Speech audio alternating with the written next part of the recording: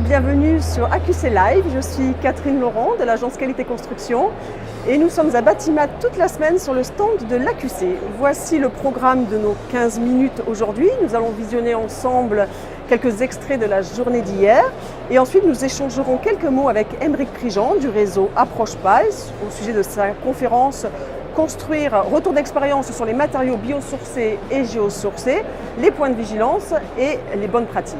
Et comme chaque jour, nous aurons Oussem Rezgui, le statisticien de l'AQC, qui nous présentera un nouvel épisode du Flop 5 de l'Observatoire.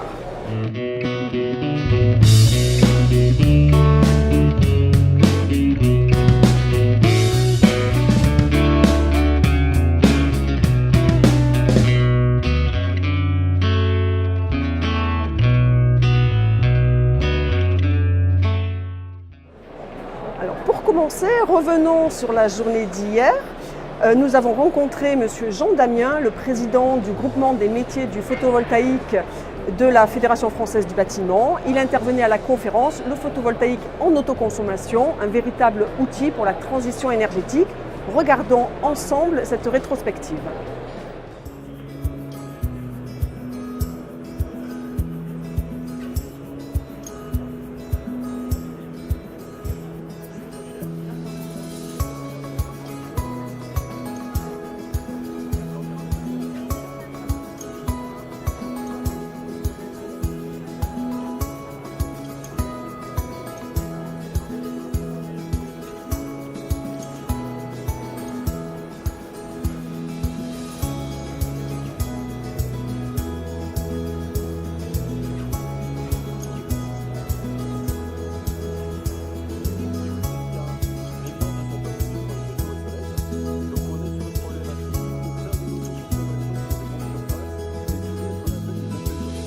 Une installation photovoltaïque en autoconsommation consiste à produire soi-même, par des panneaux solaires, une partie de l'électricité dont on a besoin au quotidien.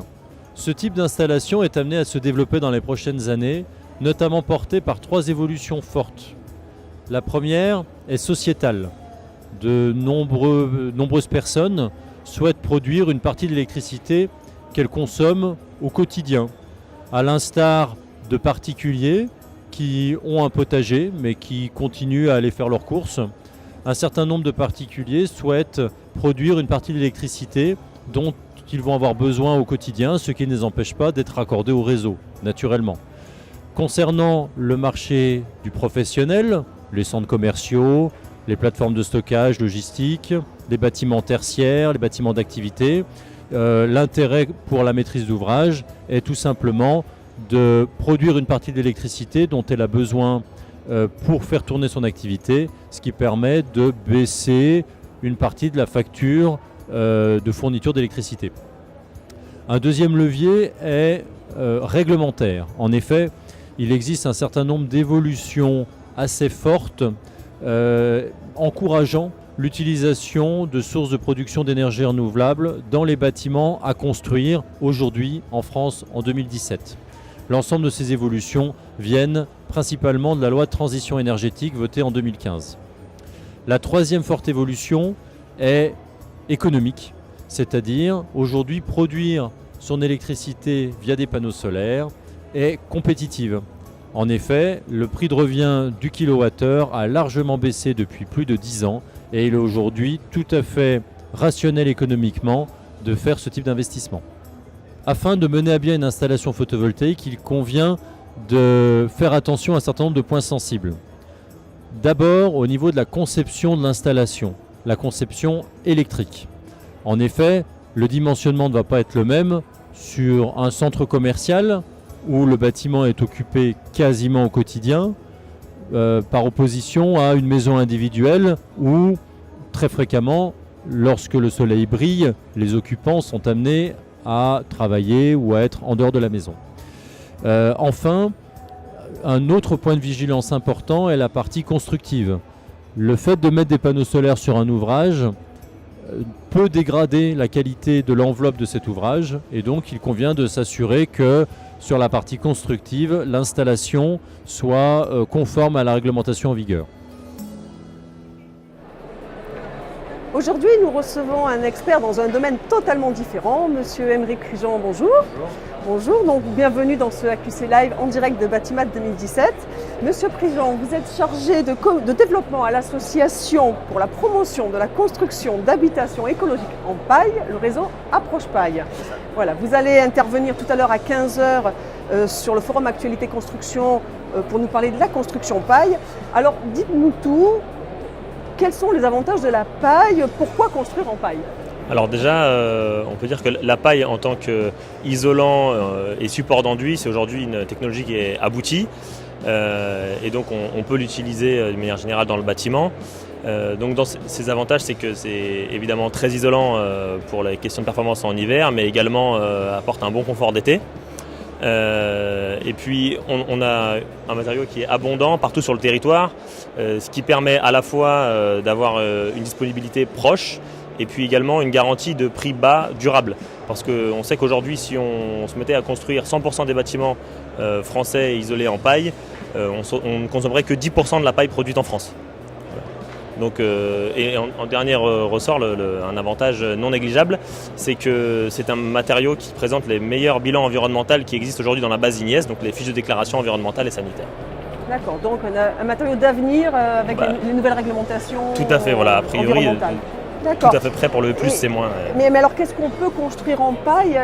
Est-ce que vous pouvez me dire le volume de bâtiments aujourd'hui en France, ce que ça représente? Tout à fait, donc historiquement c'est beaucoup de maisons individuelles, mais on a maintenant de plus en plus de grands bâtiments, des ERP, donc des écoles, des logements sociaux de 7 étages. Donc aujourd'hui on recense à peu près 5000 bâtiments paille en France. Et c'est clairement le pays leader dans le monde sur le nombre de bâtiments construits et sur l'aboutissement de la filière. La plus grande surface construite sur un bâtiment, c'est une école à Montreuil qui fait 6000 m². Voilà. 6000 m², ouais. D'accord. Bah, écoutez, moi je suis convaincu, je suis un maître d'ouvrage convaincu. Maintenant, je veux construire en paille. Est-ce qu'il existe des règles de construction, des règles techniques? Et puis vers quel professionnel dois-je me tourner pour garantir la pérennité et la qualité de mes travaux? Alors tout à fait, il y a eu un gros travail donc de caractérisation du matériau qui a abouti donc en 2012 aux règles professionnelles de la construction paille qui sont maintenant en liste verte de l'AQC, ce qui signifie que c'est donc un matériau utilisable en technique courante, à condition évidemment d'être formé. Donc pour cela, il y a une formation qui s'appelle la formation ProPaille et les professionnels formés peuvent être assurés en garantie décennale en technique courante. Voilà. Et donc après pour les trouver, simplement il y a aujourd'hui le réseau français de la construction paille qui est donc le réseau des professionnels de la construction paille. Et vous formez des architectes, des entreprises, tout type d'intervenants. Tout intervenant du bâtiment qui pourrait avoir à toucher soit en conception, soit en mise en œuvre le matériau paille. Et on a même aujourd'hui une expérimentation avec l'ADEME dans le cadre du projet Pacte sur la création d'une agence régionale de développement du matériau paille qui s'appelle Accor Paille, qui est aujourd'hui déployée en région centre et qui va se déployer ensuite sur toute la France puisque c'est développé en réplicabilité. Voilà. Très bien, mais écoutez, merci pour ce résumé, cette synthèse de votre intervention. Je dirais, pour en savoir plus, nous vous invitons, visiteurs de Batimat, à participer à la conférence sur le forum Actualité Construction à 15h ce jour pour tout savoir sur la construction paille et sur les matériaux biosourcés et géosourcés, conférence plus large. Mais vous pourrez échanger avec M. Prigent qui sera présent, rencontrer les experts de l'AQC sur le stand situé juste en face du forum Actualité Construction.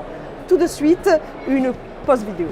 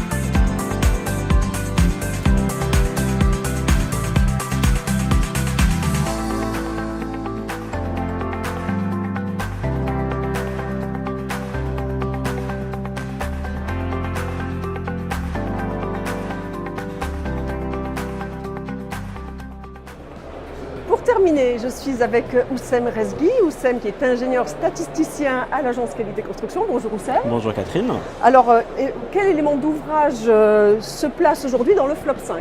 Aujourd'hui, on va parler des façades en maçonnerie en bloc béton. Très bien, on vous écoute. Merci. Mesdames et messieurs, bonjour. Comme hier, vous suivez le FLOP 5 de l'Observatoire. C'est l'occasion pour moi de présenter les statistiques des éléments d'ouvrage les plus touchés par les sinistres selon notre base de données SICODES de l'AQC. Je tiens quand même à préciser que notre échantillon, bien que très grand, n'est pas exhaustif et que nos résultats peuvent être légèrement affectés par ce biais. Aujourd'hui, comme je l'ai précisé, on va faire un focus sur les façades en maçonnerie en bloc béton, qui se manifestent dans 67% des cas par un défaut d'étanchéité à l'eau. Les dommages sont principalement causés à l'origine par un défaut d'exécution. Près de 3/4 de nos sinistres touchent les enduits monocouches. De ce fait, on s'est penché sur les causes qui engendrent ces sinistres.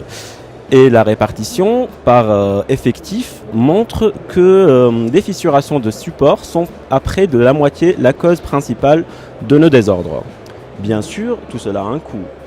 Et d'après notre échantillon, on est sur des coûts de réparation en moyenne aux alentours de 6 800 € en locaux d'activité, de 4 550 € en logement collectif et de 4 400 € en maison individuelle. Les sinistres des façades en maçonnerie de bloc béton se placent donc à la 4e position de notre FLOP 5, juste avant les fenêtres et porte-fenêtres. Nous recommandons d'être particulièrement attentifs à la vérification des types de supports par rapport au type d'enduit. Je vous remercie donc de m'avoir suivi pour cette émission FLOP 5 de l'Observatoire. On se retrouve demain à la même heure pour la suite de notre émission. Merci, au revoir. Merci Oussem. Alors cet après-midi, sur le stand de l'AQC, vous pourrez suivre 3 démonstrations. À 14h, le photovoltaïque, à 16h, la construction de bois, à 17h, les systèmes de ventilation. Mais vous pourrez aussi assister à 2 conférences sur le forum Actualité Construction, à 13h sur les évolutions climatiques, construire sur le long terme, et puis à 15h, le retour d'expérience sur les matériaux biosourcés et géosourcés, point de vigilance et bonnes pratiques. Demain matin, mercredi 8 novembre, vous pourrez suivre une démonstration sur notre stand à 11h sur les systèmes de pilotage. Vous pourrez aussi assister à une conférence organisée par l'AQC sur le forum Actualité Construction à 10h, la formation des professionnels des dispositifs innovants au service du bâtiment durable, avec le système Batiscaf, qui est une solution immersive et interactive de formation à la performance énergétique des bâtiments. Et venez ensuite essayer la réalité virtuelle sur notre stand juste en face l'après-midi. Je vous souhaite une bonne journée. Ce live touche à sa fin. Merci de nous avoir suivis. Vous pouvez aussi nous suivre sur les réseaux sociaux, sur le hashtag AQCBatimat. Et AQC Live vous donne rendez-vous demain, même heure, même endroit. Excellente journée à tous.